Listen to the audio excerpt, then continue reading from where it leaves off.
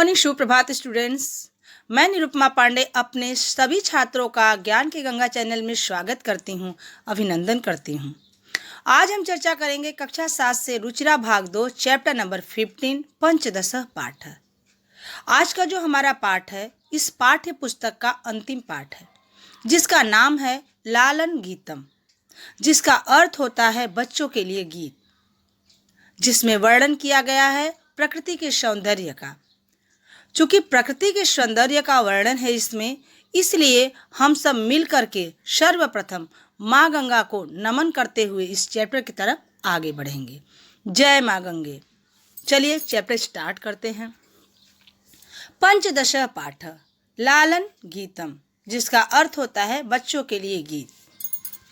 हमारा पहला श्लोक है, उदिते सूर्ये धरणी विहसति पक्षी कुजति कमलम विकसति। कहा गया है कि प्रातः सूर्य निकलता है तो पूरे पृथ्वी पर प्रकाश फैल जाता है। इस प्रकार पृथ्वी हंसती है, पक्षी चहचहाते हैं और कमल भी खिल जाता है। बताया गया है कि जब सूर्य की पहली किरण निकलती है तो माँ धरती हंसने लगती हैं और जो पक्षीगण होते हैं वह चहचहाने लगते हैं, बोलना शुरू कर देते हैं, सारे फूल कमल खिल जाते हैं। नदती मंदिरे उच्चै ढक्का शरित सलिले सेलती नौका। दूसरा श्लोक है, सुबह होते ही मंदिर में नगाड़ा बजता है, घंटियां बजती हैं और नदी में नाव तैरती है। कहा गया है, प्रकृति का बहुत ही सुंदर वर्णन किया गया है इसमें कि संपूर्ण भारत में सूर्य की जब पहली किरण निकलती है तो उस समय क्या होता है कि मंदिरों में ढक्का, नगाड़े और घंटियों और शंख के शंखनाद होने लगते हैं। नदियां जो रहती हैं उसमें नाव तैरने लगता है। तीसरे श्लोक में बताया गया है, पुष्पे पुष्पे नाना रंगा ते सुडयन्ते चित्र पतंगा। तीसरे श्लोक में कहा गया है कि सुबह होते ही भिन्न भिन्न रंग के फूल खिल जाते हैं और उन पर तितलियां मड़ाने लगती हैं। जो फूल होते हैं विभिन्न प्रकार के, हर एक प्रकार के जो फूल होते हैं वो खिलना शुरू कर देते हैं और उनके ऊपर तितलियां और इंसेक्ट मड़ाना शुरू कर देते हैं। फोर्थ श्लोक में कहा गया है, वृक्षे वृक्षे नूतन पत्रम विविधे वर्ण विभाति चित्रम। सुबह होने पर प्रत्येक पेड़ पर नए नए पत्ते सूर्य के प्रकाश में सुशोभित हो रहे होते हैं। बताया गया है कि जो वृक्ष होते हैं उन पे नए नए जो कौली कौली जो पत्ते आते हैं, जब सूर्य की किरण उनके ऊपर पड़ती है तो बहुत ही सुंदर दिखाई देते हैं, बहुत ही सुंदर प्रतीत होते हैं। पांचवें श्लोक को देखते हैं, धेनु प्रातरे अक्षति दुग्धम शुद्धम स्वक्षम मधुरम स्निग्धम। कहा गया है कि जब सुबह होती है, सूर्य निकलता है, उस समय सुबह सुबह गाय शुद्ध स्वच्छ मीठा और प्यारा दूध देती है। प्यारा यानी ऐसा दूध कि जो सबको पसंद आता है। 6 श्लोक को देखते हैं, गहने विपिने व्याघ्र गर्जति उच्चैस्तत्र च सिंह नर्दति। कहा गया है कि सुबह होने पर जंगल में बाघ गरजता है और शेर यानी सिंह दहाड़ता है। चलिए हम 7वें श्लोक को देखते हैं, हरिणो अयम खादति नौ घासम सर्वत्र च पश्यति सविलासम। 7वें श्लोक में बताया गया है कि सुबह होने पर हिरण नए नए घास को खाता है तथा चारों ओर खुशी से देखता है।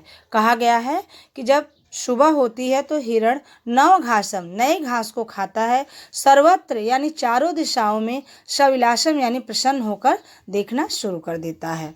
8वें श्लोक की तरफ आगे बढ़ते हैं, उष्ट्रतुंग मंदम गच्छति पृष्ठे प्रचुरम भारम निवहति।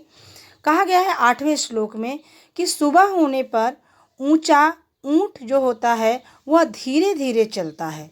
जो ऊंचे कद का ऊंट होता है वह धीरे धीरे चलता है और पीठ पर बहुत सारा भार लेकर के चलता है, यानी उसके पीठ पर बहुत सारा भार होता है। कहने का तात्पर्य यह है कि जब सूर्य निकलता है तो सब लोग अपने अपने कामों में लग जाते हैं। उसी प्रकार से इस 8वें श्लोक में भी बताया गया है कि जो ऊँट होता है अपने ऊंचे कद को लेकर के अपने पीठ पर जो भी लगेज दिया जाता है, जो भी भार दिया जाता है, वह भार को लेकर के वह चलना स्टार्ट कर देता है, यानी अपने काम में लग जाता है। 9वां श्लोक है, घोटक राज क्षिप्रम धावति धावन समये किमपि न खादति।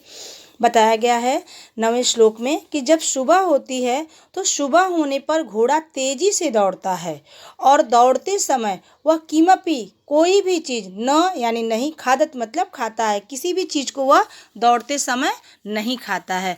जैसे फॉर एग्जाम्पल आप जब स्कूल आते हो तो आने से पहले आप ब्रेकफास्ट करके आते हो और आने के बाद जब आप घर जाते हो या आपकी जब स्टडी हो जाती है तब आप कुछ भी खाते हो। जब आपका बीच में लेक्चर स्टार्ट रहता है तो उस समय आप लोग कुछ भी खाते नहीं हो। इसी प्रकार से बताया गया है कि सूर्य के उदय होने पर सभी मनुष्य, सभी पशु पक्षी, सभी लोग अपने अपने कार्य में लग जाते हैं और कार्य में लगने के समय वह कुछ भी खाते नहीं हैं या कोई भी इस तरह का काम नहीं करते हैं। नेक्स्ट 10वें श्लोक को देखेंगे। पश्यति भल्लुकं मिमम करालं नृत्यति तथै कुरु करतालम। इस श्लोक में कहा गया है 10वें श्लोक में कि इस डरावने भालू को देखो, यह भालू नाचता है, इसलिए आप लोग तालियां बजाते हो। अब मनोरंजन की बात इसमें कही गई 10वें श्लोक में कि जब हम कार्य करते हैं तो जैसे पहले के ज़माने क्या था कि उस ज़माने में कुछ इस तरह की चीज़ें, टीवी, रेडियो, कंप्यूटर, इस तरह की कुछ थिंग्स नहीं थी जिसकी वजह से मनुष्य अपना मनोरंजन करे। तो पहले लोग क्या करते थे, जो बंदर होते थे वो उनके डांस होते थे, जो भालू आते थे गांव गांव में उसके डांस होते थे। तो इस तरह से लोग मनोरंजन के साधन भी अपना बनाए हुए थे। तो उस समय बताया गया है कि जो भालू है वह डरावना है, उस भालू को आप लोग देखो और देख करके खुश हो और तालियां बजाओ। तो इस तरह से आपका चैप्टर नंबर 15 लालन गीतम कंप्लीट हुआ। मैं उम्मीद करती हूँ कि आप लोगों को यह चैप्टर समझ में आया होगा और कुछ भी डाउट्स अगर आपको होते हैं तो प्लीज़ कमेंट बॉक्स में आप लोग डालिएगा। धन्यवाद।